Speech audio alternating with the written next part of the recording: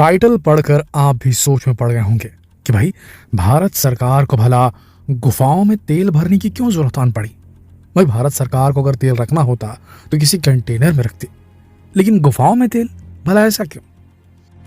तो आपको बता दें दोस्तों, ये गुफाएं कोई ऐसी वैसी गुफाएं नहीं है जिनमें जंगल का राजा शेर रहता हो या कोई और जंगली जानवर। ये गुफाएं प्राकृतिक भी नहीं है, मैन मेड गुफाएं हैं। समझ लीजिए ये टैंक है, जी हाँ, oil tank, strategic oil reserve of India. जी हाँ, स्पेशल रणनीति के तहत, स्पेशल स्ट्रेटेजी के तहत इन ऑयल वेल्स को बनाया जाता है देश के अंदर। हर देश अपने यहाँ ऐसे सुरंग, अपने यहाँ ऐसे गुफाएं बनाकर रखता है जहां वो तेल को, क्रूड ऑयल को, पेट्रोलियम डीजल नहीं, क्रूड ऑयल, कच्चा तेल भर के रखता है। किस वक्त के लिए? आड़े वक्त के लिए। भाई आपके हमारे घर में हम सब, हमारी मम्मियां घर में पैसे बचा कर रखती हैं कि नहीं, बुरे वक्त के लिए। कहीं कुछ ऊपर नीचे हो जाए तो भाई पैसे जेब में होने चाहिए, किसी के सामने हाथ फैलाने की जरूरत नहीं पड़नी चाहिए। ये कुछ वैसा ही है। ऐसी गुफाएं जहां तेल भर कर रखा जाता है, ऐसे ऑयल रिजर्व जो हमें आड़े वक्त में काम आ सकते हैं। इसकी शुरुआत कब से हुई? स्ट्रेटेजिक ऑयल रिजर्व की शुरुआत हुई उस वक्त जब अमेरिका ने इराक पर हमला बोला था, 90s के दशक में, जब तेल महंगा हो चला था पूरी दुनिया में। जी हाँ, तब भारत जैसे देशों को और दूसरे देशों को भी ये बात समझ में आई कि तेल कितना जरूरी है। उस वक्त तेल काफी महंगा हो गया था और उसकी सप्लाई बाधित हो गई थी। तो उसके बाद से सारे देशों ने प्लान बनाया कि वो अपने अपने देशों में स्ट्रेटेजिक ऑयल रिजर्व बना के रखेंगे, ताकि ऐसे वक्त में अगर ऑयल की सप्लाई खत्म हो गई, रोक दी गई, कट गई उनके देश तक, तो वो इन ऑयल रिजर्व का इस्तेमाल कर सके। भारत ने क्यों बनाया? क्योंकि भारत दो बड़े बड़े दुश्मनों से घिरा हुआ है। हमारे पड़ोसी हमारे दुश्मन है, चीन, पाकिस्तान। ऐसी स्थिति में कभी युद्ध हुआ और इन्होंने हमारी सप्लाई लाइन काट दी भारत तक आने वाली, जहां से हम तेल मंगवाते हैं, ट्रांसपोर्ट करते हैं, इंपोर्ट करते हैं, तो फिर हमारे देश में तेल की किल्लत हो जाएगी। हमारी तो आर्मी की गाड़ियां तक खड़ी हो जाएंगी। कैसे दुश्मन का सामना कर पाएंगे फिर हम? इस बात को ध्यान में रख के भारत ने स्ट्रेटेजिक ऑयल रिजर्व डेवलप किया, वो गुफाएं जहां क्रूड ऑयल भरकर रखा जाता है। अब आपको बताएं ये वीडियो हम अभी क्यों लेकर आए। बड़ा करंट टॉपिक है ये दोस्तों। जी हाँ, हाल ही में अभी आप सब जानते हैं जब महामारी का काल था तब क्या हुआ था। सारे देशों की इकोनॉमीज चरमरा गई थी, दुकानें बंद थी, व्यापार बंद थे, फैक्ट्रियों में ताला लग चुका था, होटल्स बिक चुके थे। जी हाँ, कहीं कोई आदमी मूव कर ही नहीं रहा है तो धंधे चलेंगे कैसे? और हम सब जानते हैं किसी भी बिजनेस को चलाने के लिए आपको पैसे डालने पड़ते हैं। भले उस दिन आपकी दुकान खुले ना खुले, आपका चार्ज लगता रहेगा, आपको एम्प्लॉइज को पैसा देना पड़ेगा, आपको जगह की किराया या रेंट या जो भी आप कर रहे हैं वो देना पड़ेगा, बिजली बिल पटाना ही पड़ेगा। तो लगातार पैसा जाता रहा बिजनेसेस का और आना आवक कुछ नहीं थी, पैसा आ नहीं रहा था, जिसका असर दुनिया के हर देश पर पड़ा। हर देश आज की तारीख में रिसेशन के किसी न किसी ग्रेड में गिर चुका है। खबरें तो ये भी आ रही हैं कि अमेरिका के अंदर जल्द बहुत बड़ा रिसेशन आने वाला है। अगर बाइडन ने कुछ बड़ा डिसीजन नहीं लिया और एक्स्ट्रा लोन लेने का, तो बहुत बड़ा वहां पर संकट आने वाला है अमेरिका में, जिसका असर पूरी दुनिया पर पड़ेगा। कहा यह भी जा रहा है कि बाइडन ने क्वाड समिट जो होने वाली थी उसमें आना खुद का कैंसिल इसलिए करा दिया क्योंकि उन्हें वहां डील करना था अपनी कंट्री की प्रॉब्लम को, अपने देश की प्रॉब्लम को, अपनी स्वदेशी प्रॉब्लम को सॉल्व करने के चक्कर में क्वाड में आ नहीं पाया। ये एक बड़ी बात रही यहाँ पर। तो पूरी दुनिया जो है महामारी के काल के चक्कर में जब दुकानें बंद रही 2 साल तक सभी की, तो काफी ज्यादा रिसेशन सब तरफ आया, लेकिन भारत ने अपनी इकोनॉमी को बड़ा संभाल कर रखा। जी हाँ दोस्तों, और इसके पीछे एक बहुत बड़ा कारण भारत के स्ट्रेटेजिक ऑयल रिजर्व का भी रहा और भारत की तेल खरीदने की नीति का भी रहा। जब महामारी का काल चल रहा था तो लोग गाड़ी कहाँ चलाते थे? घर के अंदर बंद थे, आप भी बंद थे, हम भी बंद थे, याद होगा ना आपको। हाँ, तो अब गाड़ी चलेगी नहीं तो पेट्रोल कहाँ जाएगा, डीजल कहाँ जाएगा, नहीं बिकेगा। उस वक्त क्रूड ऑयल का रेट एकदम से गिर गया था, आपको भी मालूम होगा, याद होगा आपको। उस वक्त भारत ने क्या किया? तेल खरीदना बंद नहीं किया, वो तेल खरीदा और इन्हीं गुफाओं में, जिन्हें हम गुफाओं कह रहे थे, स्ट्रेटेजिक ऑयल रिजर्व में जमा कर दिया। जी हाँ दोस्तों, और उसका फायदा अब हम उठा रहे हैं। जी हाँ, उसका फायदा हमें मिला। हमारा तेल जो है हमारे देश को कम रेट का पड़ा, भले हमें पड़ा हो ना पड़ा हो, पर देश को तो पड़ा, जिससे उसका रेवेन्यू वहां बना और देश अपनी अर्थव्यवस्था को मेंटेन करने में सक्षम रहा।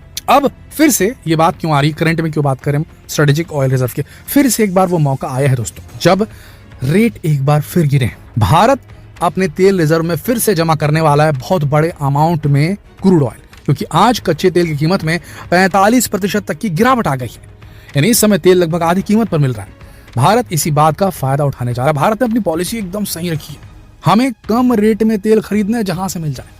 रशिया से भी तो खरीद रहे हैं ना, और यूरोप को बेच रहे हैं, ये भी एक स्ट्रेटेजी है। तो पॉलिसी बहुत जरूरी है, पॉलिसी बहुत सटीक बनाई है सरकार ने कि तेल कम रेट में खरीदना है जहां से मिल जाए। तो रशिया से मिल रहा था तो वहां से लिया, फिर एक बार 45% कम हो गया रेट तो फिर खरीद रहा है।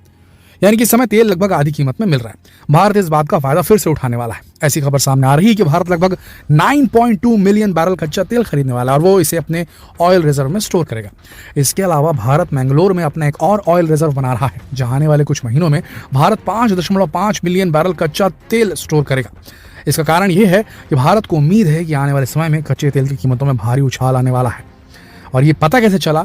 इंडिकेटर यहां से मिला क्योंकि अमेरिका अपने ऑयल रिजर्व को भरना शुरू कर चुका है, स्ट्रेटेजिक ऑयल रिजर्व को। क्योंकि अमेरिका को लग रही है दिक्कत कि मैं आगे तेल खरीद पाऊंगा कि नहीं खरीद पाऊंगा, क्योंकि मेरी तो इकोनॉमी अब क्रैश हो रही है। या उसे लग रहा होगा कि भैया कोई बड़ी समस्या आने वाली है, वर्ल्ड रिसेशन में जाने वाला है, इस चक्कर में वो तेल इतनी स्पीड से खरीद रहा है। ये उसका इंडिकेटर है।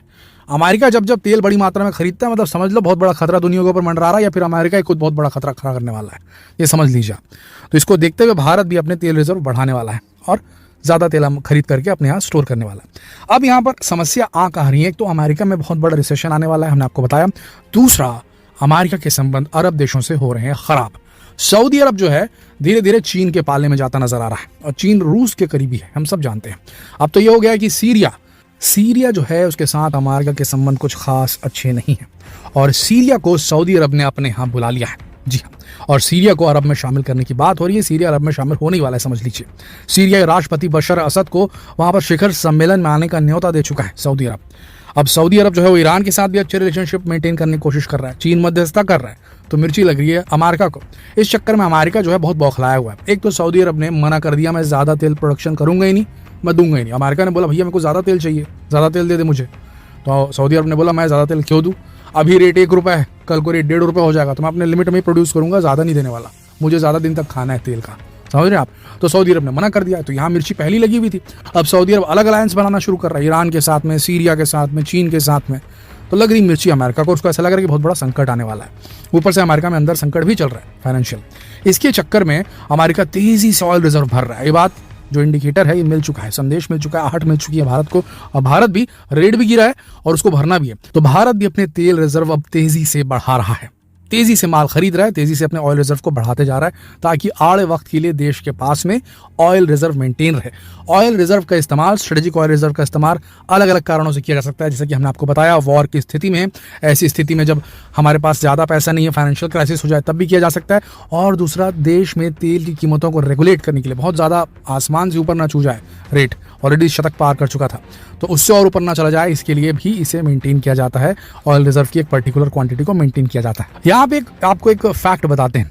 जब लास्ट टाइम 90s के दशक में इशू आया था, तब अटल बिहारी वाजपेयी जी ने, उस वक्त के प्रधानमंत्री ने, अंडरग्राउंड ऑयल स्टोरेज को बढ़ाने का फैसला लिया था और 2008 में मनमोहन सिंह की यूपीए सरकार ने इसकी इजाजत भी दी थी। फिर नरेंद्र मोदी जी की एनडीए सरकार ने इसे आगे बढ़ाया।